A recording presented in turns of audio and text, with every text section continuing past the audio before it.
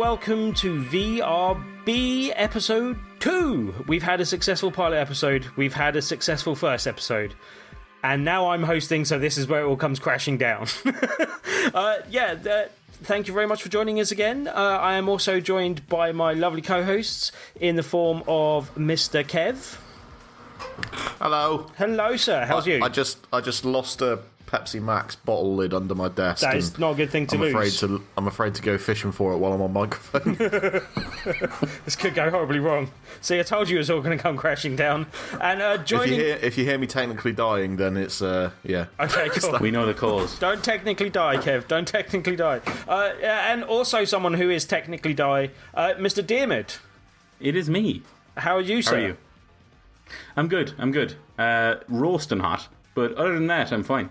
Yeah, it is the perfect... I found it. It's been a warm one. Yes, quite warm in England at the moment, and a lot of the world, as it seems. Almost the whole globe is somehow warming. But yeah, like it's absolutely perfect weather, not only for a podcast, but for a podcast about VR, because it's the perfect weather for VR right now. Yeah. Wearing headsets is ideal in this kind of climate. You don't need a steam room or a sauna when you've got a VR headset to put on your face in this weather. Yeah, I mean, I kind of want to use some of the more active games to actually get in shape at some point. I keep on saying that and not really doing it too much. But in this weather, that's a bit dangerous. Even like the sitting down games and just having things on. Like, we've played a couple of online games with each other in the past couple of weeks, and playing with a headset and headphones on at the same time is quite sweaty work at the moment, basically. Oh, yeah.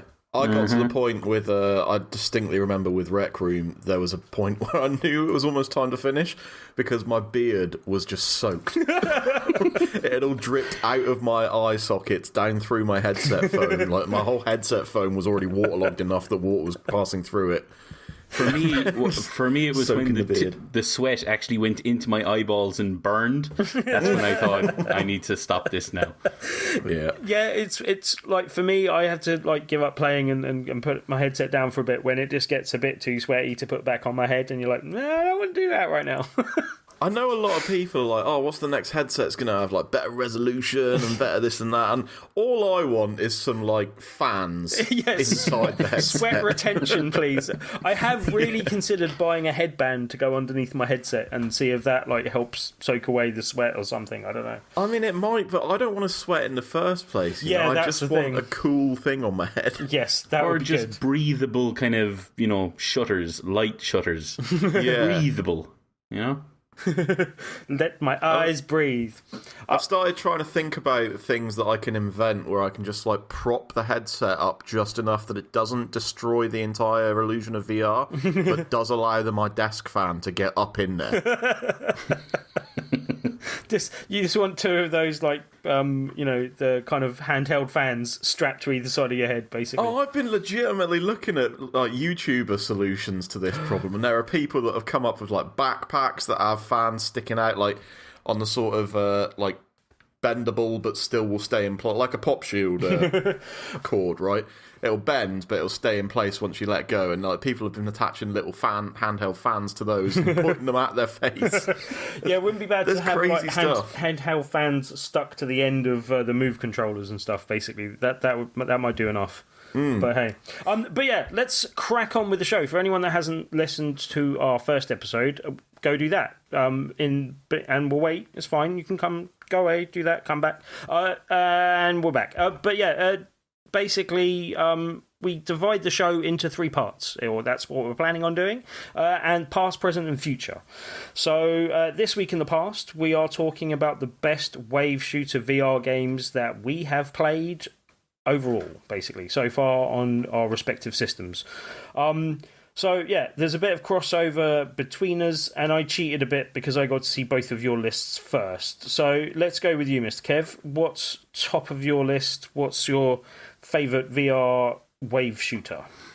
Well, I'm going to start off by saying that I have one that I was going to pick straight away, and you both have it on your list, so there's not a lot of point in it being on my list. But we'll get to that in a minute. So I've gone with Robo Recall, which is an Oculus exclusive one. It's made by Epic.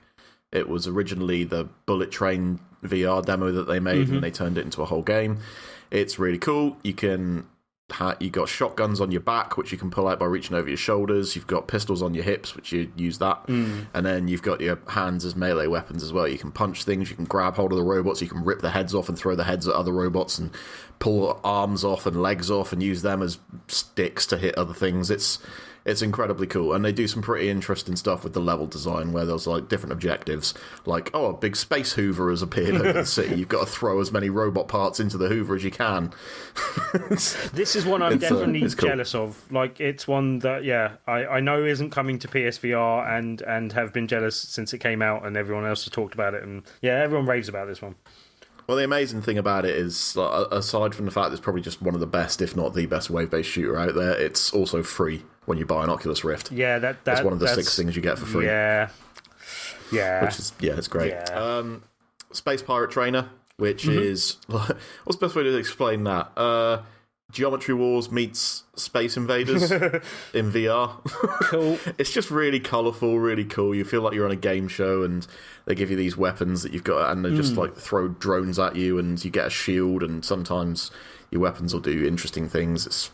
Go and watch a video on it. It's cool. I'm not going to waste time talking about this. But this is another one I was jealous of, and it had been a while, so I didn't think it was coming to PSVR, but they have announced recently that it is. So I'm looking forward to getting hold of that one at some point. I've heard though that it's quite a 360-degree shooter, and I'm wondering if they've ranged that in to like 180 and possibly added some aim support, because that will help, I think.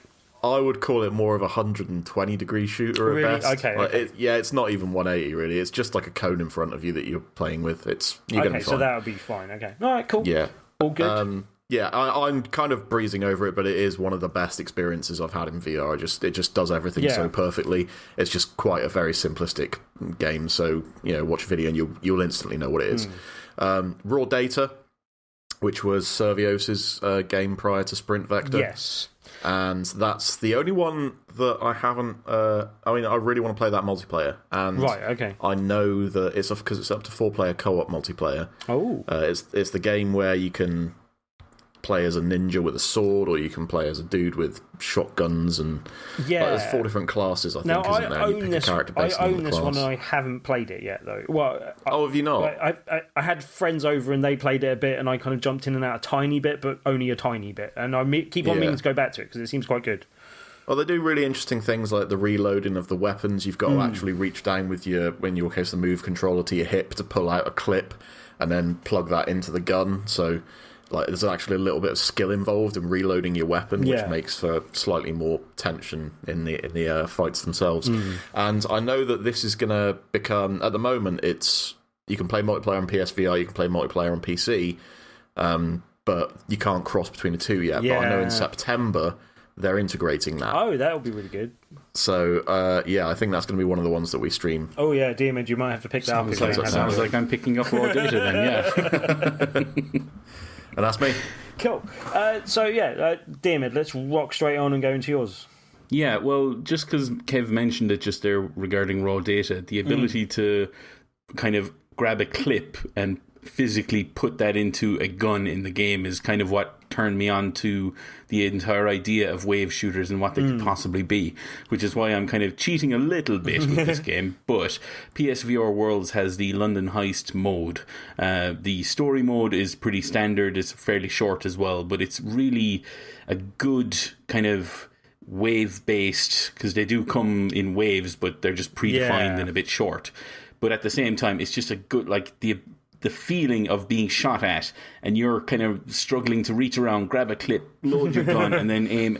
It just feels like I have yet to play another game on PSVR that does the same thing, and it's kind of shocking that people didn't jump on that straight away. I'm really looking forward to playing. There's a few games I've seen that do similar things in terms of ducking behind cover and stuff a bit.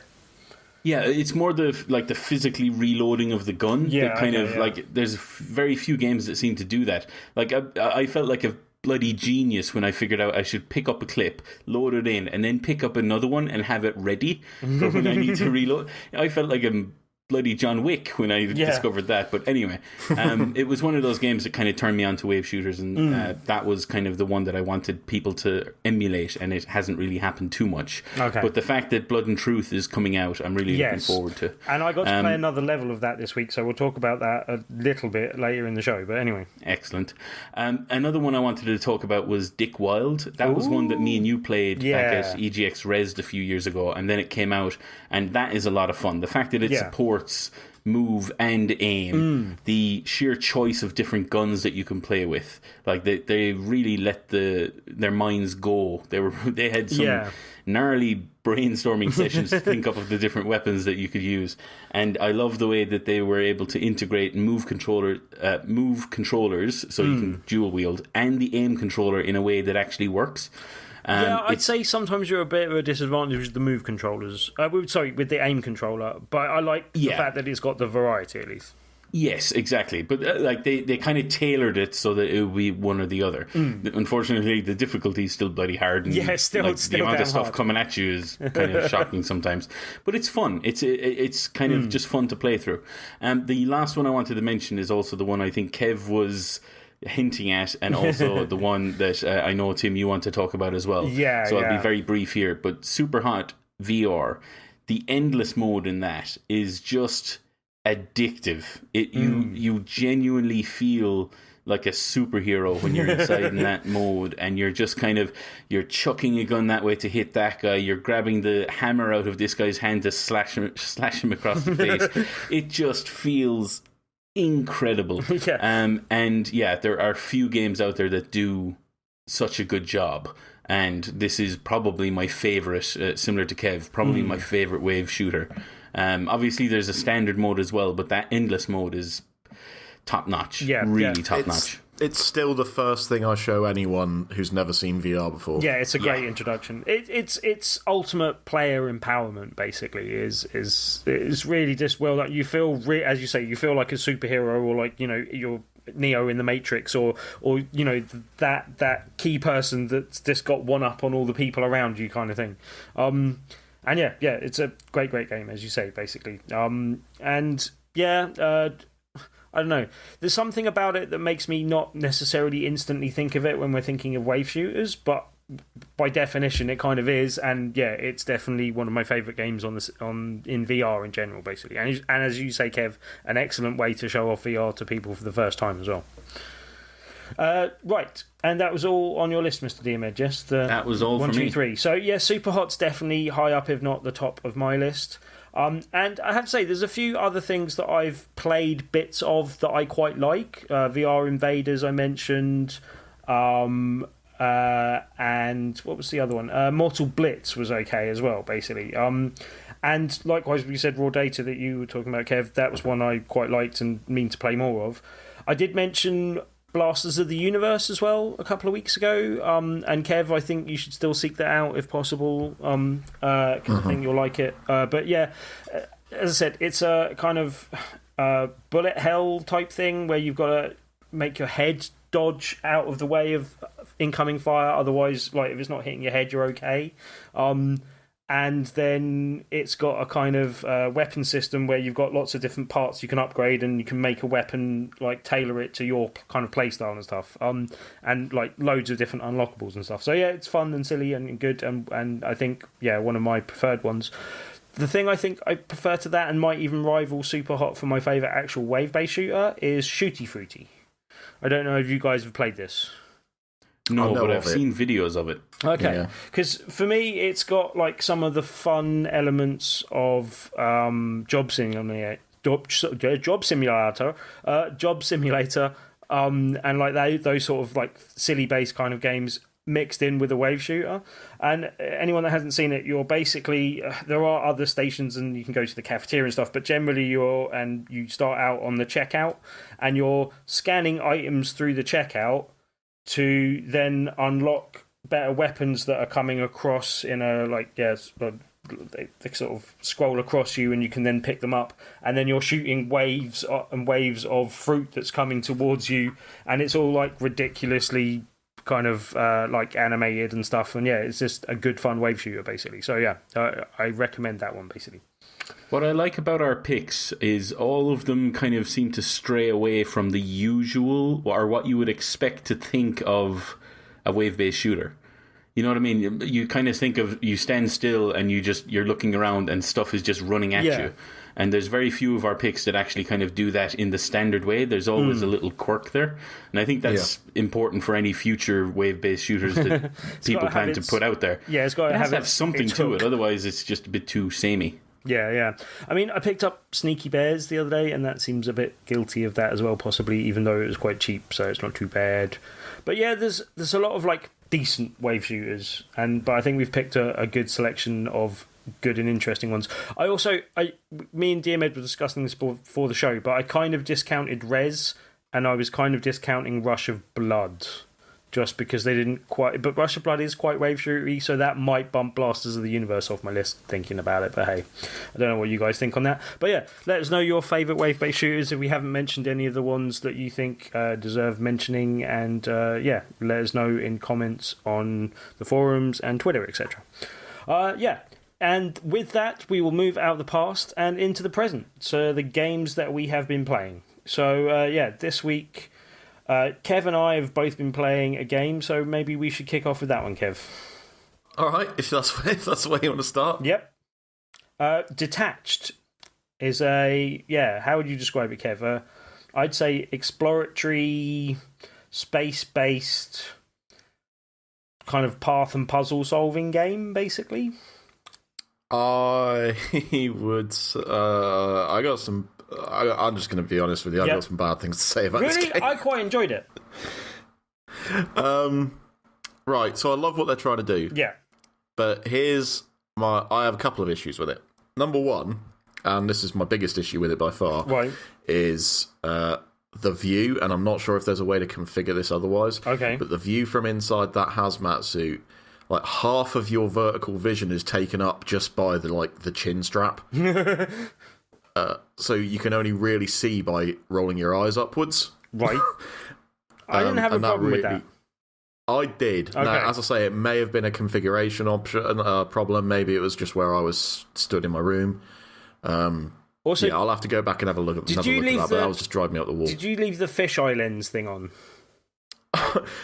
Do you know, I actually turned the game off before I figured out how to turn it off. Right. But it was really annoying me. Yes, I turned it off and I enjoyed the game infinitely more afterwards. It does give you a recommendation that it might lead to more motion sickness.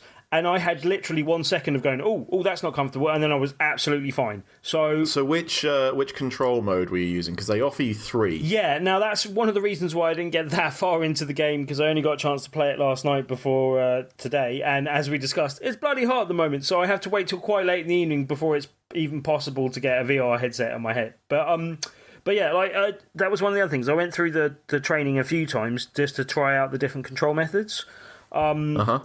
And yeah, I ended up going with the easiest one. I decided I didn't see. That's why you weren't getting motion sick then. Yeah, possibly. I decided that was possibly an issue, and then also it just seemed a bit more fiddly, and it seemed like a reasonably fiddly game. So I thought I'd rather play through it in the arcade settings, I think they referred to it as. And then if I enjoyed it and wanted to get used to it more, then I can play via the other methods. Is what I went with. Did you go with one of the harder ones? For those who can't, I went straight for the most ridiculous one. Of course you did, Kev. Of course you did. So for those who can't really picture what we're talking about, because we're not really describing it very well, this game is one of those zero-G ones. It's like Lone Echo. It's like, what was that one I was talking about a few weeks ago? Downward Spiral. Yeah. So you're in zero-G, and the way that they've done this is they've given you 3 control options. Now, they don't like you to use the easy option. If you go and watch the promotional material for this game, and this is my big issue with this game, this is what I don't like, is, right, so you're making a car, right? Yeah. And this isn't in the game, I'm just saying for analogy. For making car's sake. Right, you're making a car. Podcast. Now, do you advertise that car as, brakes? Who wants brakes? That's for wussies. Just get in there and fly in a direction, and no, you'll stop when you hit a tree. It's a flying car now, is it? That's certainly the way Jeremy Clarkson would advertise the game. And that's basically what they've done with this game. They're really, really proud of the fact that it makes you want to throw up They're like they're going around shouting like, we've made we've made zero G movement and motion so realistic that you are just going to feel sick all the time and deal with it. Is the way that they've gone. But like as I said, the arcade mode controls are it's slightly easier to get to grips with.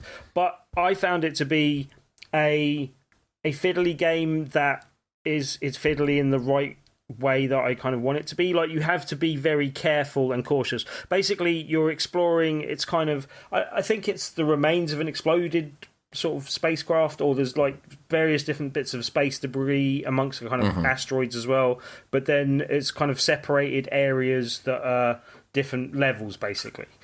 So you find the way in through an airlock, you solve the little puzzle and find your path through that sort of level to actually do whatever you need to do, and there's like 5 tasks or so that you need to do to get things going, basically. Yeah, I think the gameplay itself, well, not the gameplay, the game design itself, even the game itself is quite cool. Yes. I like it, and I really like elements of it. There's bits that have frustrated me a little bit, and bits that I wish were a slightly bit different, but I really like the idea, and I really like spending time in the game at the moment, basically. I don't know if you got the same sense as me in this, but it feels a little bit janky. Not everything works first time all the time.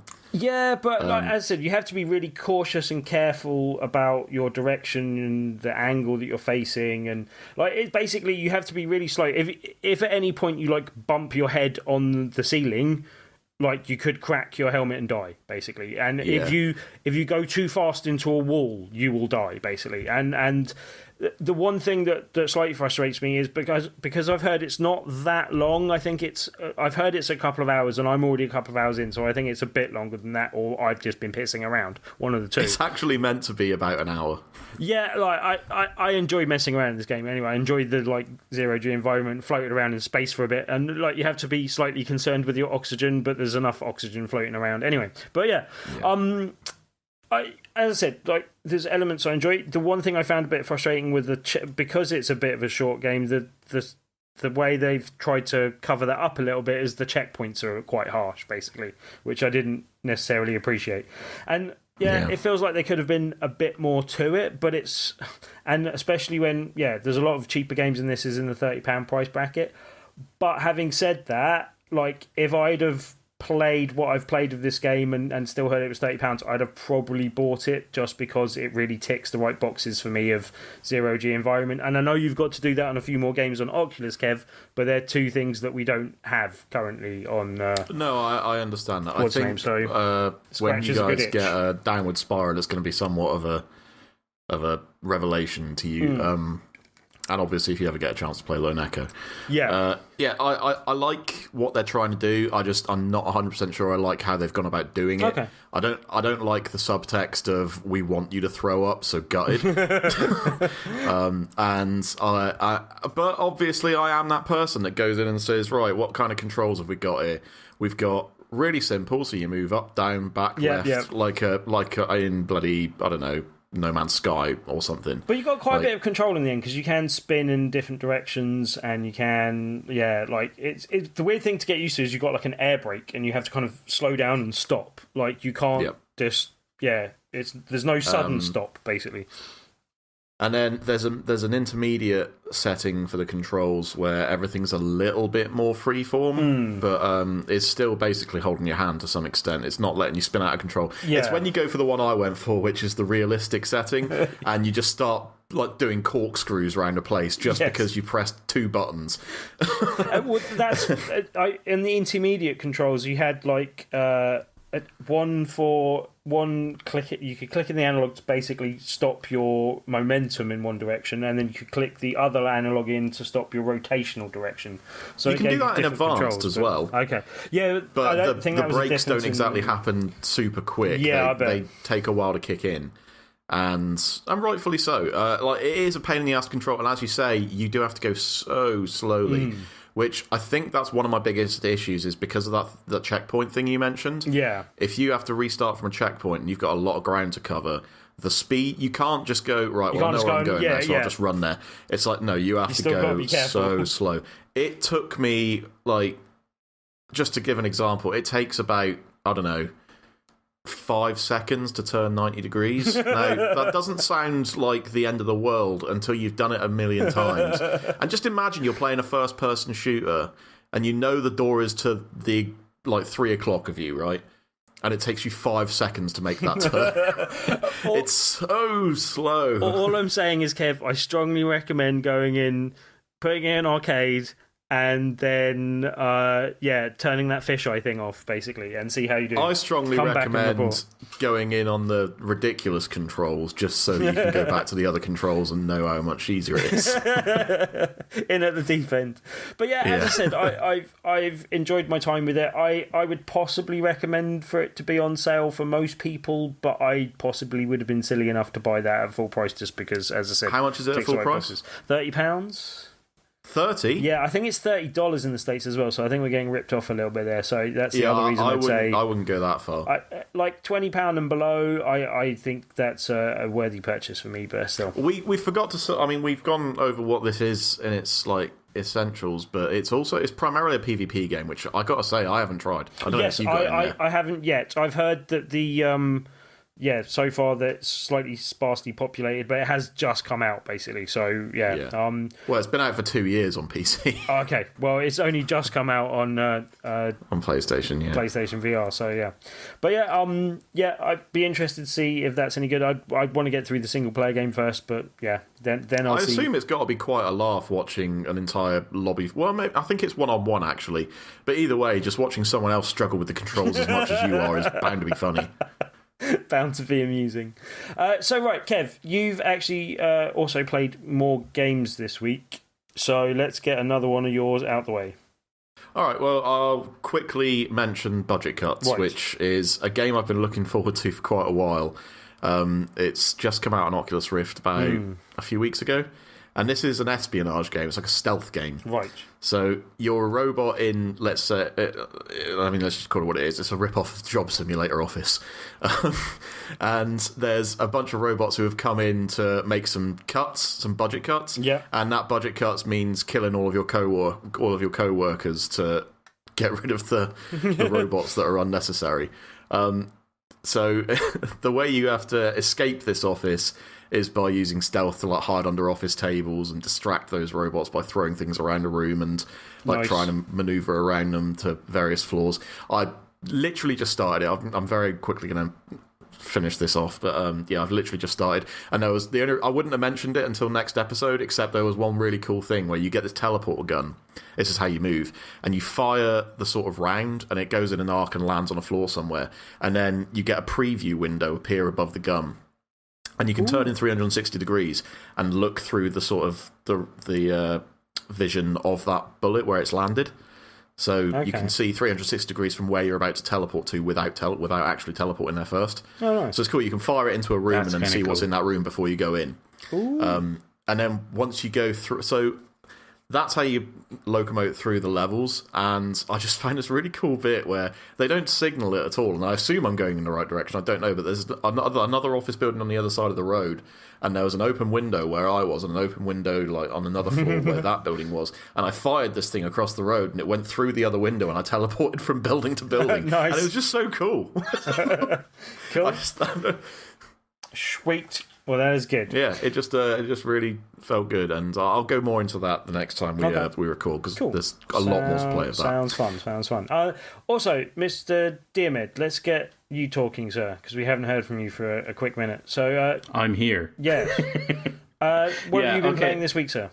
So I got it was very recently, there was a sale on PlayStation 4, as there is almost every bloody week at this stage. But one of the games that was on sale was Ultra Wings, and as a SNES kid growing up, I was a big fan of Pilot Wings and assumed that this was somehow related. It's not really. No, not really. But who cares? I got the game and so on.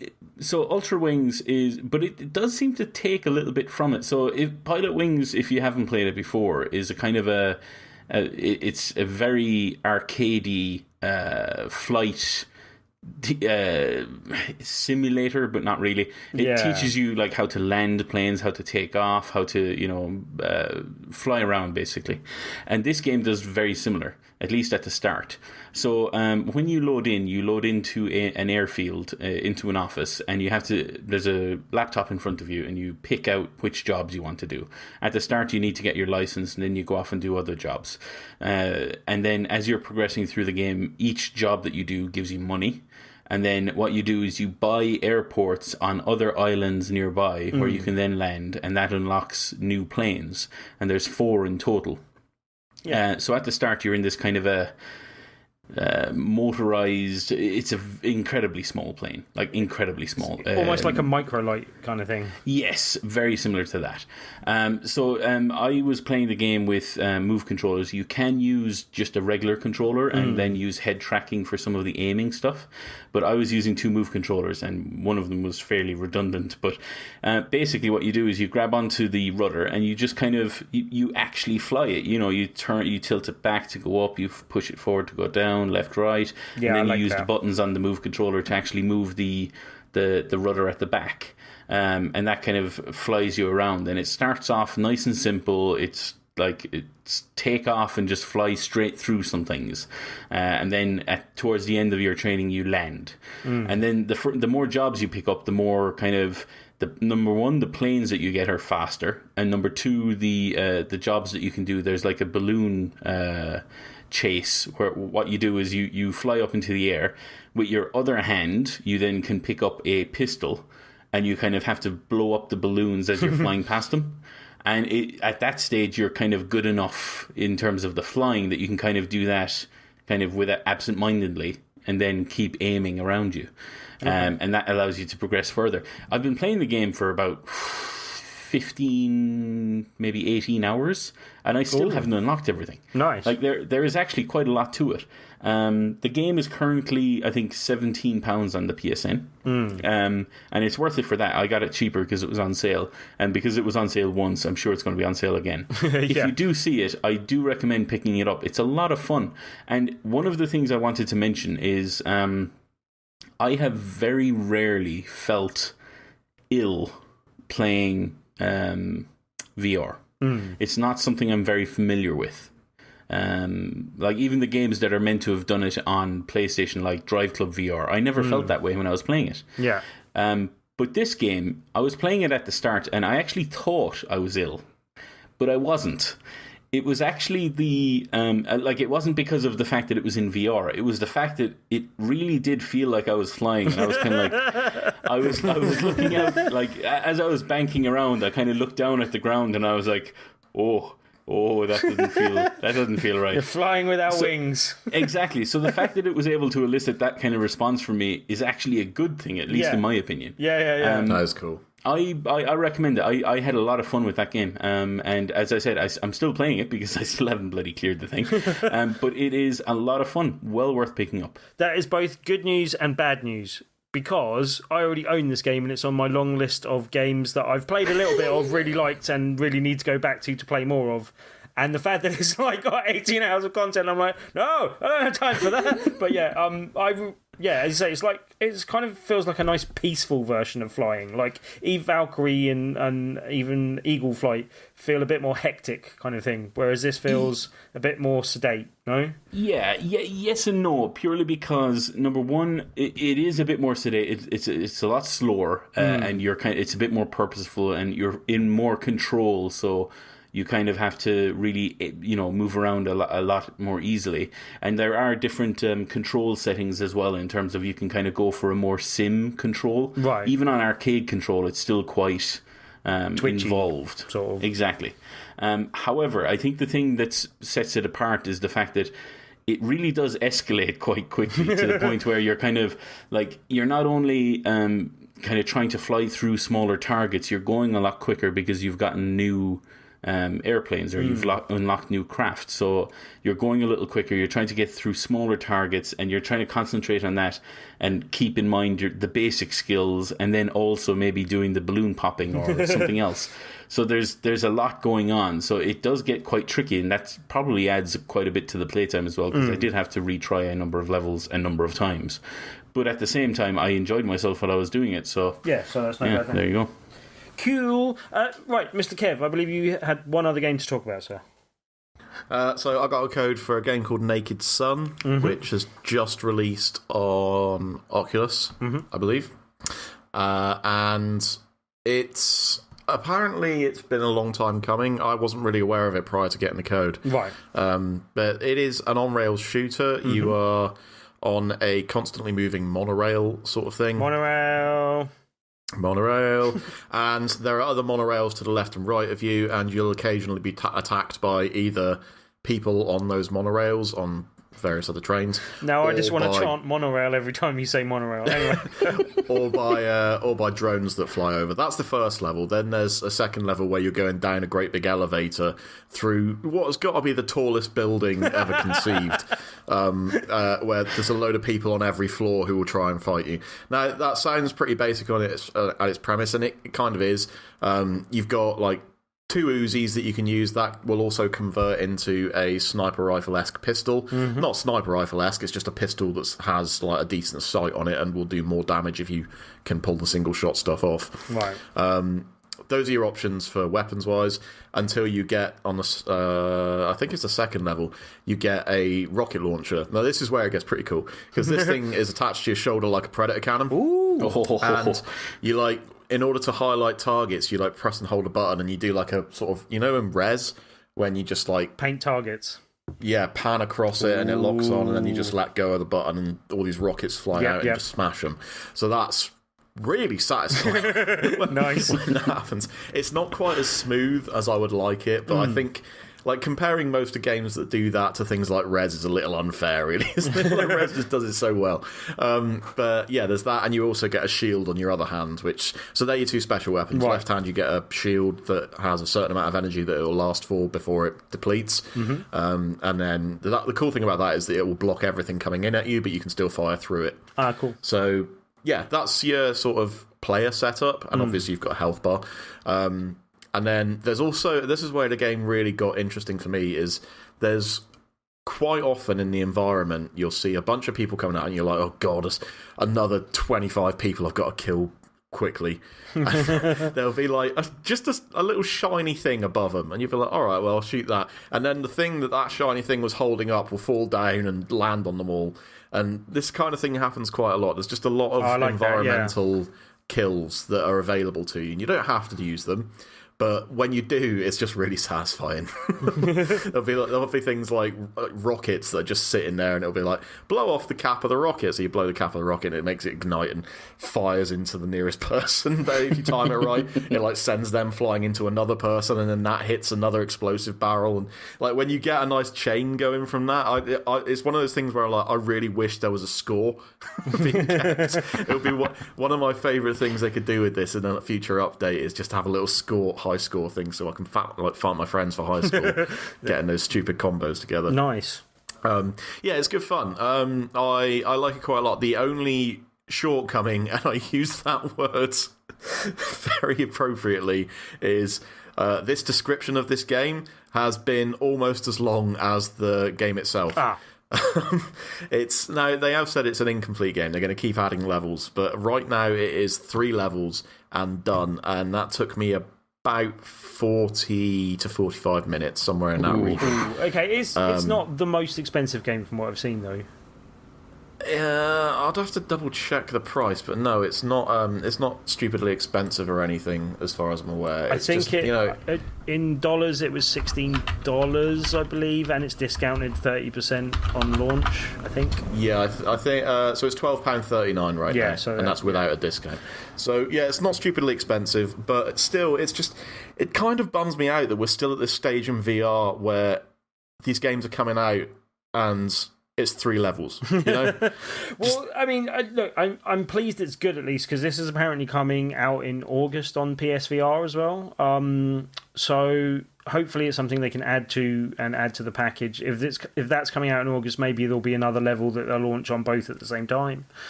That sort of thing. But yeah, at least it's fun, the base stuff, yeah? It is, yeah, it's good fun. It's not the most challenging game that I've ever played. It's actually really easy, but it's one of those things where it's easy, but it's fun that it's easy, you know? Yeah. You're just shooting fish in a barrel, and sometimes that's just a good laugh.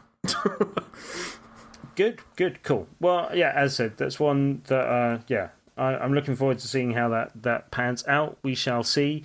We should have possibly mentioned, just because we like to do so generally, that we did get... you mentioned you got a review code for Naked Sun, but I don't think we mentioned we got review codes for Detached, just to fill that one in. But also, one other game, and yeah, just for the record as well, The Persistence came out this week, and apparently that is a long game and a good game, and sounds like one that you'd actually like... It's PSVR exclusive. But it's a PSVR exclusive. Yeah, I saw it and I got a little bit bummed out. And it's also worth noting that on the flip side of that, Marvel Powers VR just came out today on Oculus. I'm hearing slightly mixed things about that, but again, base game's fun, perhaps not that challenging. It sounds like a lot of the things you were saying with Naked Sun, but with a skin. It sounds like really fun gameplay, not a lot to it, yeah. Yeah. But yeah, like Persistence is supposed to be very good. I will pick that up at some point. I had Detached to play, and as I said, not exactly the ideal VR weather, but I will be picking that up at some point and playing that as well. So I'll probably talk about that on our next show. For this week, I did actually play a game that came out last week or so, or maybe even a bit before that, but like came out recently and was on sale in the recent sale. I don't believe it's on sale now, but it is only £6.49, which is not a bad price for what it is. Basically, it's a game called Esper. It's not the longest game in the world. I would say 3 hours-ish, maybe. This has been on my wish list since I got my Oculus, actually. Yeah, like I think you would like this, Kev. Like, it's not, as I said, not the most challenging game, and it's kind of like puzzle solving using basically, well, the setup is you're in and I don't want to give away what type of factory it is, just in case that is something that comes up in the later in the thing, but basically you're in this kind of factory setting in an office, and some people are testing your ESP powers, which have just manifested, and they've been testing some other people, but they've kind of been thrown in at the deep end slightly in testing you, and are just trying you out with some equipment they've concocted together, which generally consists of like a series of pipes and you moving things through those pipes. That's basically it's got like a Portal vibe to it, hasn't it? Yeah, and like it's got a kind of comedic undertone to the thing. It tries to have a bit of sinisterness. I would say that the kind of it's almost like the kind of slightly kitsch kind of thing from I Expect You to Die, but without the kind of 50s spy theme. It's got kind of that kind of element to it, sort of, but crossed with what was the other really good puzzle game that I keep on forgetting the name of? It's beginning with K. No, the one when your hands are in a box. I've no idea. No idea? Wait, is that not Static? Static, that's the one, yes. That begins with a K. Begins with a K. Yeah, well, it ends with a K. It's close. Maybe that's why I can't remember it. But anyway, Static I really like. And that's got a kind of sinister undertone to the fact they're doing experiments on you, and that Esper's got like a similar kind of vibe to it, but I think it's pulled off a little bit better in Static, basically. It feels a bit more sinister. The comedy hits home a little bit more. And I won't really talk about it too much, but I played The American Dream, which I know you like, dear Med, as well. Yes. And that's got a kind of, that sinister 50s vibe to it, sort of thing. And there's a bit of that in this as well. There's that kind of feel to it, but without being quite as sinister or on the nose as American Dream is, basically.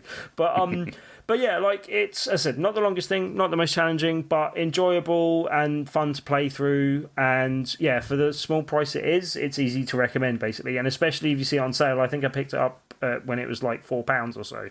And yeah, for that sort of price, definitely pick it up because it's a fun couple of hours. The only other caveat I'll add to that is I don't think there's that much replay value, possibly. because there's not much reason to revisit a level once you've actually solved it and got through it, and then once you've seen the end of the game, sort of thing.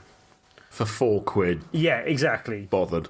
Yeah, but yeah, £6.49 is the price that it is at the moment. But is it just the first Esper? Because I know there's two, and on Oculus, I don't even think you can buy them separately anymore. They come as Esper the Collection. It doesn't mention that it's the collection. It just calls itself Esper, so I'm not sure on that. But as I said, maybe it's just the first one then. It was about 3 hours or so, maybe somewhere in the 2 to 4 hour range, I would say, basically. Mm-hmm. Okay. I played it in a couple of settings, but yeah, as I said, quite enjoyable, quite good fun, and easy to recommend at that price point. Right, so that is all for our section of the present of what we have been playing, and we'll be moving on to the future now. We will take you into the future. One that I'll just mention very quickly. Myself and Mr. Coleman did record a special episode of BRB UK, so I won't repeat everything that was said. But I went up to visit Develop Brighton, and the reason why I'm mentioning it on the VR show is I did get to play a new level of Blood and Truth, which was shaping up quite nicely, fighting your way through a kind of London estate that had been cleared for demolition, and fighting some Bloods and Glang members type things as we were fighting the way through the estate. But yeah, that still feels quite good. If you want your reloading and stuff, then you'll be happy with that. Bit of slow-mo. Excellent. One of the major additions they put in since the previous build that I'd seen in the casino is in the casino level you could shoot fire hydrants to do a bit of slow-mo. They got such a positive feedback from that being in the demo, they decided to put it as a mechanic in the game. The excuse being that, you can slow down time because you're this badass soldier type thing. But yeah, so that's something that's prevalent throughout and something you can just kick off on a timer type thing. But yeah, feels quite good. Cool. Still good. And I also got to do an interview with the developer, and that is up on the Develop Brighton special as well. And I also and I'll quickly mention a game called Fuggle, Fugl. And it's kind of a nice, relaxing kind of flight. Bird flight type thing, but you're kind of just flying around the landscape, and the landscape's sort of changing seasons and changing from area to area and stuff like that. The one thing I thought was really good about it is kind of the bird has a lot of weight behind it, basically. It felt really good. The actual flight mechanic felt really well done, basically. So yeah, one to look out for in the future. I believe I played that on an Oculus, if I'm correct, Mr. Kev. But yeah. Worth looking out for, and if you want more details on both of those, then we did a special podcast that I will hopefully remember to supply Kev with the link so we can put in the. I'll probably be doing the forum post, so I'll put it in there anyway. But yeah, moving on from that, we have a fun, stupid story that I wanted to introduce just because it would help me feel a bit cooler than I do now, because I am sweating already. It's got to that point in the evening, but yeah. VR water slides, gentlemen. How nice does that sound right now? And I don't mean... It would be heaven right now for me. And we should clarify, because I did have to show these guys a video to show them exactly what I was talking about. But this isn't like a game where you sit at home and do a water slide, which might actually work. That could be cool, but it would have to be quite a long water slide. But this is an actual real-life water slide where you put a VR helmet on your head, and then there's all sorts of different things that marry up to the kind of motions you're going through, but in a more wild environment, basically. Which sounds really stupid at first. It's like electronics in the water. That sounds like a bad combination. But it is a Samsung phone though, so it is pretty water resistant, and it looks like it's in a gear. Yes, so I thought you were going to say like pretty disposable. yeah. So as you're going down the slide, like you're obviously seeing different things, but you're just going down a regular water slide. But then you're in space, or you're going through. I don't know, there was a number of different things in that video that I saw that I can't remember off the top of my head, but there was a load of different situations you're in as you're going down these slides. I don't know how well they're mapped to the actual slide itself, but I think they said that it cost €2 to go on it, so it would be worth doing if you're in that place. It's in Germany, I think. And sounds like heaven right now. Like, oh my God, how much I would pay more than £2 to be in a water slide right now. I would pay you all the pounds. Just put me in a pool. I don't even need to be on a slide. Just a pool of ice cold water. I'd be happy out. That may even make it cool enough to play VR, basically. That'd be good. Yeah. Right. So, moving on from the silly to the slightly more sensible, and a good game that I wasn't expecting to get VR treatment. I don't know about you gentlemen, but Hellblade, and I'm going to mess this up, but Senya's Sacrifice? No, that's pretty good. Yeah. VR edition is coming to Oculus Rift and HTC Vive. This is good news for you, Mr. Kev. I still haven't actually played through the whole game as it in its core thing, so I might actually just wait until this comes out now. And then well, you don't have long to wait. It's what, the 31st of July it's coming out? Well, the problem is, am I going to be too busy playing Monster Hunter on PC at that point? That is also true. We'll see. But yeah, it's interesting just because not a game I saw on the radar was coming to VR. I would imagine, and like some people have drawn like some news out of the fact that it's not on PSVR as being the fact that they're now owned by Microsoft. I think that's this more that they bought the PCs ones out first, and I would imagine that this decision was probably taken before Microsoft got on board. I would imagine. This would have been in the works long before. Yeah, that. I would have thought so. But yeah, I mean, just interesting. It's cool to see a game like this coming over, and hopefully getting a new lease of life in VR and giving a few more people an excuse to pick up the game. I have access to the game, but it'd be nice. I think, it'd be nice to just possibly get it on PSVR as well. So I might wait for that, as you say, and just try it in VR. It makes a real crazy amount of sense, actually, now that I'm thinking about it, because the whole game is premised on this young girl suffering, or this lady suffering from dementia, and hearing things and just being immersed in this whole sort of dementia environment, and then the whole point of VR is immersion. Yeah. So you're going to feel like you've got dementia. It's actually a really cool fit now that I'm thinking about it. I like the fact that it's a very narrative focused game in VR, something that you tend not to get. Absolutely. And it it just reminded me now, just thinking about narrative focused, that the news that Amy Hennig left EA. She's planning on setting up her own indie studio, and the very first kind of game she mentioned was a VR game. It's just that kind of news that is very encouraging. And the other nice thing about it is they did say that this will be a free update, basically. That's awesome. So that's always nice.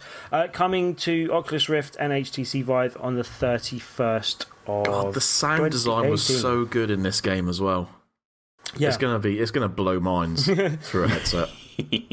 So should be good, should be interesting. Looking forward to seeing that one. Right now, news that I am very pleased, Kev, even though it's better news for you. But Star Trek Bridge Crew, the Next Generation DLC, is out now on PSVR headsets. Now, we've had this for a bit. Myself and Dearmed dabbled, but as we've discovered in our Star Trek adventures recently, this game really needs at least 3 people. Or it's easier and more balanced with 3 people or more, basically. But you just can't trust Tavar or whatever her name was. She just doesn't do her job when you want. She's the worst. She's the worst. Absolute worst. I don't know if you guys have seen Final Space yet on Netflix, but hey, Kevin, you're the worst.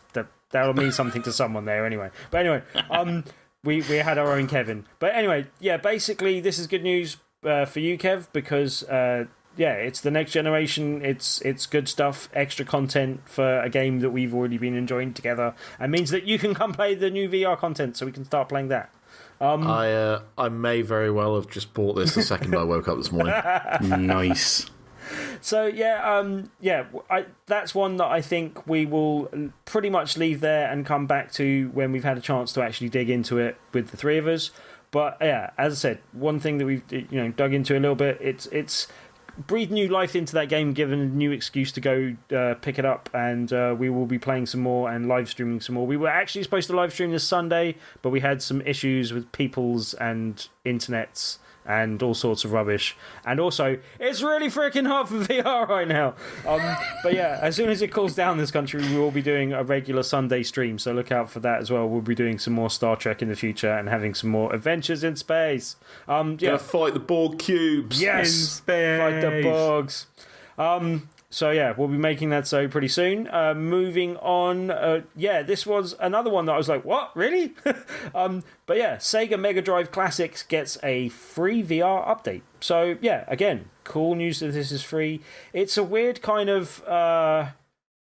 it's one of those things where you're like, who asked for this? And then when you actually see it, I went, okay, I can see this. I could play this. Do you remember the video that Sony put out for their anniversary event a few years back? Remember, it was like, was it the 25th anniversary? I can't remember what it was. Yeah, it was the changing PlayStation. ages of the bedroom type thing. Yeah, exactly. Yeah. It's basically you're put in that bedroom, except instead of with a PlayStation, with a Sega Mega Drive. And this update, or this VR update, was already available on PC, so this is free now for PSVR. Okay. And like I've watched a gameplay video of it, and it looks like you're just sitting down, legs crossed in your in your room. Yeah. There's posters on the wall. There's your bed over there with a football and all that kind of stuff. And then there's just this CRT TV in front of you with all of your favorite games on it, and you just kind of, you plug in a game and you just play through it in VR, and it's a decent nostalgia trip for those who kind of grew up with this. And even without it, it's still just kind of a little bit of fun. I don't know about you. I knew this game came out, and I was like, yeah, okay, cool. Yeah, you've done these sorts of things before. The fact that they've added this means that I probably will pick it up at some point, because I was like, okay, yeah. And I just watching other people play it and just going, okay, I could see me having some fun with that in VR. That's silly and fun, and just gives an extra reason to kind of go through them. But then it just also reminded me, oh yeah, there's quite a few games that I wouldn't mind just having easy access to and being able to play, and mess around with that are in the collection. Like Golden Axe and silly things like that, basically. Streets of Rage. So Kid Chameleon. Yeah, but yeah, like good news that it's not just the games that are already out on VR and being released on VR, but the fact that other games and things are finding interesting ways of bringing VR into their games to make it of interest to the VR audience. Quite good. Yeah, me like this. This is good. Also, good news for you, Mr. Kev. Lots of good news for you this week. Megaton Rainfall is coming to the Oculus Rift and HTC Vive in August. Also, alongside this, there will be DualShock 4 support, which was something that a lot of people called out for on PSVR as well. But yeah, if anyone doesn't know, it's almost Superman, the VR game, but without the Superman license, basically. Yeah. Legally not Superman. But you've got you basically fly around and save cities from alien attacks and stuff. That game. Yes. Okay. And it's one of the best feeling games I've ever played in VR. Is it? Really because I've is. seen videos of this before and it always looked a little bit janky to me, but if it actually feels good. In terms of the gameplay, like when you're actually trying to save save the humans from the aliens, and there's this like population meter that's slowly filling up of dead bodies because you are really clumsy at the start. And you've got some really big superpowers that you can't aim down at the floor as well, otherwise you'll blow up half the city, basically. Exactly. Like if you just fly past a building too closely, you'll knock it over, and that'll kill thousands of people. So it really does feel like Batman v Superman, actually. Yeah, I really have a newfound, okay, well, I see how this all goes horribly wrong type of support for Superman now in those sorts of conditions. So yeah. This feels like Zack Snyder going, here, you try it. You see if it's easy to do. But it's a lot of fun. And the fact that they're adding move support, and I think the biggest thing for me is actually the free roam mode. The ability to just fly around and just enjoy the movement and stuff. That, and like the fact that it's very similar to No Man's Sky in terms of you can go right down towards the ground and then you can take off, go right into space, go all the way around the world and back down to a completely different area, all kind of seamlessly. It just feels incredible, and I'm looking forward to seeing this on PC. I'm sure it's going to look incredible as well. Yeah, I'll have to give it a go. That game is worth it just for the moment they go, oh yeah, and now here's how much faster you can fly, and let's go on a little tour. Just that bit in the game alone fantastic. Well, hopefully it lives up to the already high bar of flying around in Google Maps. Yeah. Basically, yeah. Imagine doing that, but you're Superman and you've got some aliens to shoot at.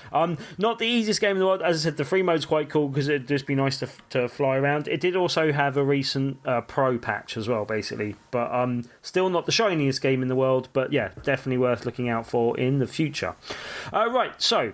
on to wrapping up the end of the show. Thank you very much for joining us for episode 2, and a big also thank you and shout outs to Mr. Will Driver, Mr. David Long, Mr. Mark Brown. I was going to wait for one of you guys to jump in, maybe, or you didn't exactly give us a clue. I know, but then thought one of you might teething issues. Jump in on this. Also, thanks to Sikander, Richard Kirk, and Stealthy Joe. Yay! Yeah, thank you very much, guys, and thank you very much for everyone that did download our first episode and for feedback and general support. And I don't think we've had anything like, we know we haven't really made it yet because we haven't had any nasty comments. Like they've all been nice and cool, good to have VR and good for Tim to have an outlet to talk to VR without people telling him to shut up and all that type of stuff. Don't worry, when we play VR Ace Combat and we stream that, then we'll get the nasty then comments. We'll get the bad comments. What is this man doing? He can't even fly a plane. No, I can't fly a plane. Anyway, but yeah. Other than that, thank you very much for everyone that did get in contact, and please feel welcome to do so. You can do so via at BigRedBarel, which will generally come to us on Twitter and stuff, via our Facebooks. We've got a Gamer Nights group on there if you want to hook up and play some VR online with us at some point.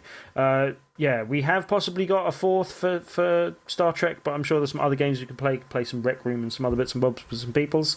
Also look out for the Discord channel as well if you want to coordinate some stuff that way. You can go on the forums and comment on our what's the word I'm looking for the post for this episode, and that'll be on BigRedBarel.com. Also, look out for the podcast and other bits and bobs on YouTube as well, on BRB TV, etc. And what's our Twitch as well, Mr. Kev? Which one are we streaming on? Been keeping up with our VR Twitch shenanigans. I am going to get around to uploading them to YouTube at some point as well, but right now they're only on our Twitch archive, which is twitch.tv/BigRedBarel. So you can join our first outings of our space adventures, so you can catch up and see where we are. We did literally start from the beginning of the game, as Kev hasn't played it. It's cool, yeah. We saw my first experience in Star Trek Bridge Crew, which...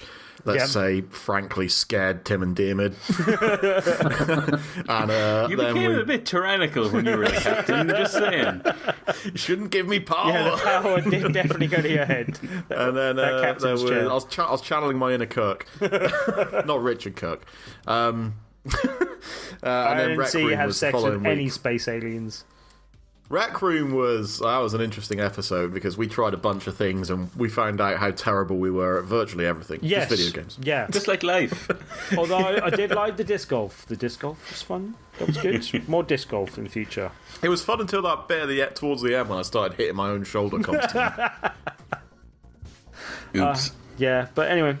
more fun and games. We'll be doing stuff. If you've got any general comments on the episode, do let us know through any of those things. You can also contact us on our personal Twitters as well. Mine is at BRBTim. Kev's is at Krelith. It's KRELITH. And Diarmed is Diarmed_S. And you might need a spelling of Diarmed. Because, DIARMUID. Boom. There you go. Boom. Just like that. Thank you very much for joining us. This has been episode 2 of the VRB podcast, a BRB podcast on VR. See what we did there? There we go. Thank you very much for joining us, and we will see you all soon. Later. Bye.